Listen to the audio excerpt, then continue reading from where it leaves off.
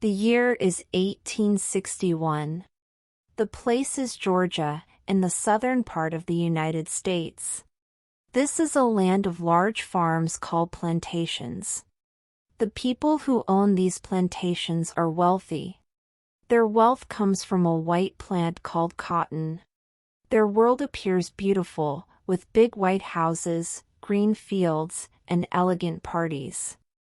However, this world is built on a cruel foundation, the labor of enslaved African people. Scarlett O'Hara is the 16-year-old daughter of Gerald O'Hara, the owner of a large plantation called Tara. She is not considered a classic beauty, but she has a special charm that attracts boys. She is strong-willed, self-centered, and cares mostly about parties and being admired. She enjoys being the center of attention. Nearby, there is another plantation called 12 Oaks. It belongs to the Wilkes family. Ashley Wilkes is the son of the family. He is a quiet, thoughtful young man who loves books and music. Scarlett believes she loves Ashley deeply. There is also Melanie Hamilton. She is Ashley's cousin from Atlanta. Melanie is gentle, kind, and soft-spoken. She is everything Scarlett is not. One spring afternoon, Scarlett learns shocking news. Ashley is going to marry Melanie. Scarlett refuses to believe it. She cannot understand why Ashley would choose the quiet Melanie over her. She feels angry and hurt. A large party is held at 12 Oaks. All the important families in the area attend. The men talk excitedly about a possible war. The southern states are thinking about leaving the United States to form their own country, the Confederacy. They want to keep their way of life, which depends on slavery. Most young men, including Ashley, believe the war will be a short and glorious adventure. Scarlett uses the party to try to make Ashley jealous. She talks and laughs with every boy there. She flirts with everyone. Finally, she finds Ashley alone in the library. She bravely tells him she loves him. She asks him to leave Melanie and run away with her. Ashley looks at her with kindness but also sadness. He tells her that he admires her spirit. However, he says they are too different. He and Melanie are similar in their thoughts and values. He says Scarlett should marry someone who loves life and excitement, someone like herself. Scarlett is furious. She slaps Ashley across the face. In her anger, she throws a small china bowl against the wall. Then she hears a sound. A man is sitting on the sofa, hidden in the shadows. He has witnessed everything. The man stands up. He is Rhett Butler. He is also from the South, but he has a bad reputation. He is a gambler and a businessman. He was asked to leave West Point, the famous military school. He does not follow the rules of polite society. He smiles at Scarlett and says nothing. She is deeply embarrassed and leaves in a rush.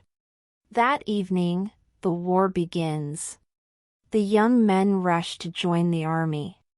Ashley marries Melanie in a quick ceremony. Scarlett, out of anger and revenge, does something foolish. She accepts the marriage proposal of Melanie's brother, Charles Hamilton. Charles is a shy, kind young man. They are married within 2 weeks. Charles then goes off to fight in the war. 2 months later, Scarlett receives terrible news. Charles has died from a sickness, not from battle. She is now a widow at 17 years old. She is also pregnant with his child. She must wear black clothes and act sad. She hates this life. She feels trapped. Her mother sends her to Atlanta. She will stay with Melanie and Melanie's aunt. Atlanta is a growing city. Scarlett hopes the city will offer her more freedom and excitement. Life in Atlanta is different. The city is crowded with soldiers. The war is not going well for the South. Hospitals are full of sick and wounded soldiers. Melanie works hard to help them. Scarlett is forced to help as well, but she hates it. She finds the work unpleasant. She only wants to go to parties. One day, she meets Rhett Butler again. He is now a blockade runner. He brings supplies into the South by breaking through the Northern Navy's blockade. It is a dangerous job, but it makes him very wealthy. The good families of Atlanta do not accept him because of his reputation. However, he is charming and rich. He begins to visit Scarlett. He brings her gifts and takes her for rides in his carriage. Rhett understands Scarlett. He knows she does not care about the war or the Southern cause. He admires her honesty. He also knows she is not truly sad about her dead husband. He often teases her about this. Scarlett enjoys his company, but she still believes she loves Ashley. She uses Rhett for his money and attention. As the war continues, the South begins to suffer. Food becomes scarce. People grow hungry. More soldiers are killed or wounded. One day, a large battle takes place near Atlanta. The city falls into chaos. The wounded fill every building. Scarlett wants to return to Tara immediately. However, Melanie is about to give birth to her baby. The doctor is too busy with wounded soldiers to help. In the midst of the battle, Rhett appears. He finds a small horse-drawn carriage. He helps Scarlett deliver Melanie's baby. It is a difficult and dangerous birth. Finally, a weak baby boy is born. Scarlett knows they must leave Atlanta at once. The Northern Army is about to take the city. She begs Rhett to take them all to Tara. Rhett agrees. He helps her put Melanie, the baby, and a frightened servant named Prissy into the carriage. They drive through the burning city. Fires are everywhere. Buildings are exploding. It is a terrifying journey. Finally, they escape the city. But on a dark road, Rhett stops the carriage. He tells Scarlett he will not go with her to Tara. He is going to join the army to fight. Scarlett is shocked and furious. She screams at him. He ignores her anger. He kisses her forcefully. Then he leaves her alone in the darkness. Now Scarlett is completely alone. She has a newborn baby, a sick woman, Melanie, a weak baby, and a frightened servant. They are miles from Tara. She has no food and no protection. She must find a way home herself. She drives the horse through the night. They pass through battlefields and destroyed towns. After a long and terrible journey, they finally arrive at Tara.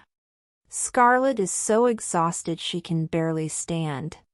She runs into the house, looking for her mother. But she finds only her father. He sits in a chair, his mind broken. Her mother, Ellen, died the day before from sickness.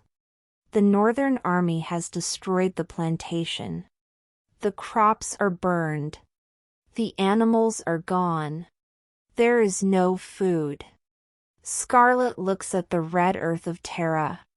She is hungry, tired, and filled with anger. She realizes the old world of parties and comfort is gone forever. Her family faces starvation.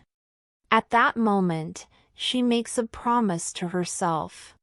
She raises her fist to the sky and says, "As God is my witness, I will never be hungry again." The next years are the hardest of her life. Scarlett becomes the leader of her family. She works in the fields like a poor farmer. She takes care of her father, her two younger sisters, Melanie, and the baby. She does everything. She plants cotton. She does the work that enslaved people used to do. Her hands become rough. Her skin becomes hard. She loses all her softness. One day, a northern soldier comes to Tara to steal. Scarlett hides in the house. When the soldier enters, she shoots him. She feels no guilt.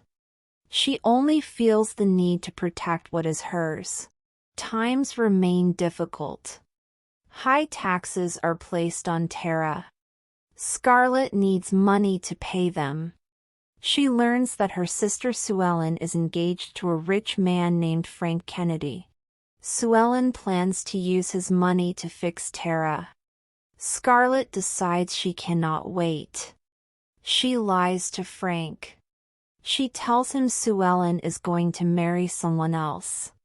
She tricks Frank into marrying her instead.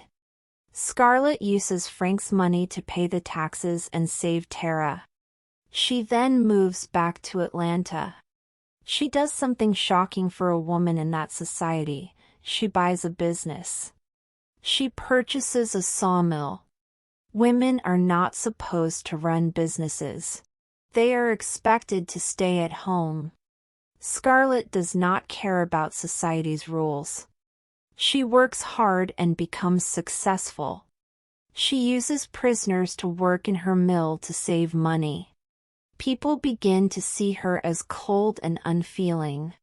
One day, Scarlett is attacked by two men while driving alone through a poor part of town.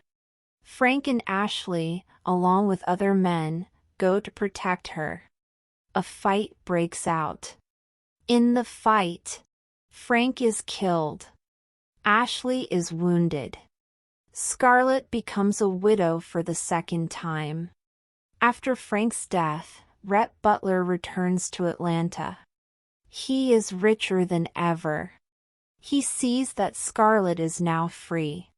He also sees that she still believes she loves Ashley, even though Ashley remains married to Melanie. Rhett asks Scarlett to marry him. He is honest with her. He says he is not a good man. He wants her because she fascinates him. He has money, and she needs money. He says, "We are two of a kind, my dear." Scarlett agrees. Their life together is comfortable but strange. Rhett gives her everything she wants: a large house, beautiful clothes, expensive food. However, he does not show her love. He is often cold and sarcastic. He treats her like a beautiful doll. Scarlett is happy with the wealth, but she is not happy with Rhett. They have a daughter. They name her Bonnie. Rhett loves Bonnie more than anything in the world. He spoils her completely. He decides that Bonnie will be accepted by the good families that have always rejected him. He becomes a devoted father. Scarlett still cannot stop thinking about Ashley. One day, in Ashley's sawmill, she sees him. She feels sorry for him because his life is difficult. She throws her arms around him. They are seen by Ashley's sister. The news spreads quickly. Rhett hears about it. He is deeply hurt, but he hides his feelings. He forces Scarlett to go to a party with him. He tells her he will no longer pretend to be a good husband. Later that night, after drinking too much, Rhett confronts Scarlett. In his anger and pain, he tells her he is leaving her. He says he will take Bonnie away. He tells her he has tried to make her love him, but she has always wanted Ashley like a child wants a toy she cannot have. He then carries her up the stairs. The next morning, Scarlett wakes up with a new understanding. She finally realizes she does not love Ashley. She never did. She has loved Rhett all along. He is the one who has always been there for her. He is the one who is like her. But it is too late. That morning, a terrible accident happens. Bonnie is riding her pony. The pony jumps and she falls.